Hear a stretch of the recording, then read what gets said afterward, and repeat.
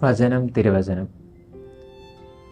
ഇന്നത്തെ സുവിശേഷത്തിലൂടെ കടന്നു പോകുമ്പോൾ നമ്മൾ കാണുന്നത്, അങ്ങേക്ക് മനസ്സുണ്ടെങ്കിൽ എന്നെ ശുദ്ധനാക്കാൻ കഴിയും എന്ന കുഷ്ഠരോഗിയെയും അവനോട് മനസ്സലിഞ്ഞ് അവനെ സുഖപ്പെടുത്തുന്ന ഈശോയുമാണ്.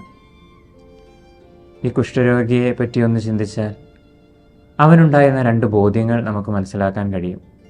ഒന്നാമത്തെ ബോധ്യം, ഈശോയെ കൊണ്ട് എന്നെ സൗഖ്യമാക്കാൻ കഴിയും എന്ന ഉറച്ച വിശ്വാസമാണ്. രണ്ടാമത്തേത്, ഈ സൗഖ്യം സ്വീകരിക്കാൻ താൻ യോഗ്യനല്ല എന്ന എളിയ മനോഭാവവും. ഒരു തരത്തിൽ പറഞ്ഞാൽ, യഥാർത്ഥ ക്രിസ്ത്യാനികളാകാൻ നമുക്ക് വേണ്ട 2 ബോധ്യങ്ങളാണിവ.